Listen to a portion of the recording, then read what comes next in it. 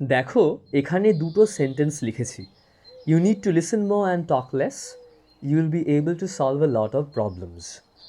তোমার দরকার কথা কম বলে অন্যদের কথা বেশি করে শোনা, তুমি অনেক সমস্যার সমাধান করতে পারবে।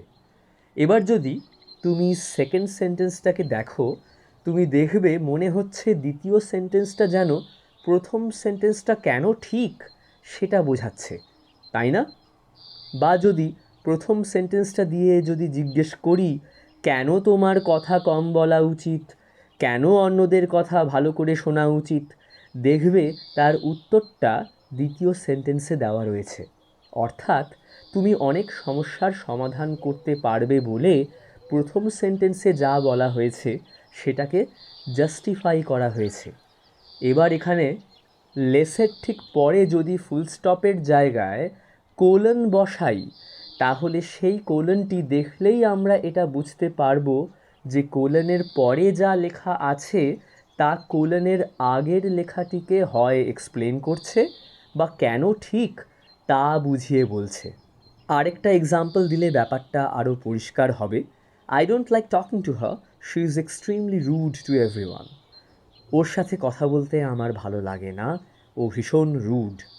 দেখো কোলনের পরের অংশটি আগের অংশকে জাস্টিফাই করছে, রুড বলেই তার সাথে কথা বলতে ইচ্ছা করে না, তাই না? এক্ষেত্রে ব্রিটিশ ইংলিশে কোলনের পরের লেটারটি ক্যাপিটালে লেখা হয় না, কিন্তু ইউএস বা নর্থ আমেরিকান ইংলিশে ক্যাপিটালে লেখা হয়। বাট হ্যাঁ, যদি কোনো প্রপার নাউন বা অ্যাক্রোনিম থাকে তাহলে অবশ্যই ক্যাপিটালাইজড হবে।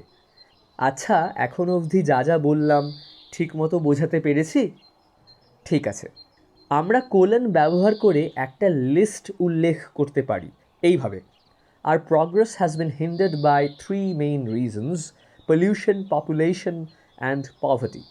এখানে একটা জিনিস মনে রাখতে হবে, এইভাবে কোলন ইউজ করে কোনো লিস্টের উল্লেখ করলে এমনভাবেই সেন্টেন্সটাকে ফর্ম করতে হবে যেন নাউন আর ভার্ব আলাদা না হয়ে যায়, বা ভার্বের থেকে অবজেক্ট অথবা সাবজেক্ট কমপ্লিমেন্ট আলাদা না হয়ে যায়, বা কোনো প্রেপোজিশনের থেকে তার অবজেক্ট বা সাবজেক্টের থেকে প্রেডিকেট আলাদা না হয়ে যায়।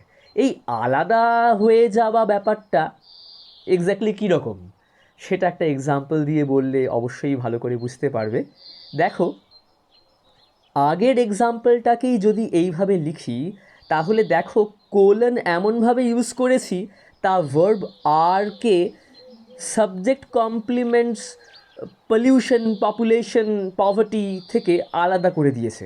এটা ভুল, এইভাবে কোলন ব্যবহার করা উচিত না। একইভাবে দেখো এই সেন্টেন্সটাকে কোলন ইউজ করে প্রেপোজিশনের থেকে তার অবজেক্টস দিল্লি, আগ্রা, ফতেহপুর সিক্রিকে কেমনভাবে যেন একটা আলাদা করে দেওয়া হয়েছে, তাই এটাও ভুল। এই পার্টিকুলার সেন্টেন্সটাকে ঠিক করা খুবই সহজ, জাস্ট কোলনটাকে তুলে দিলেই হবে। আফটার হার বিয়ে she wants to go to Delhi, Agra and Fatehpur Sikri. আর কোথায় কোলন ইউজ করতে পারি আমরা?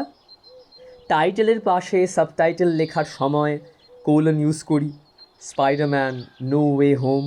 আর অবভিয়াসলি নারেশন করার সময় ডিরেক্ট স্পিচেও কোলন ইউজড হয়, এটা তোমরা দেখেছো।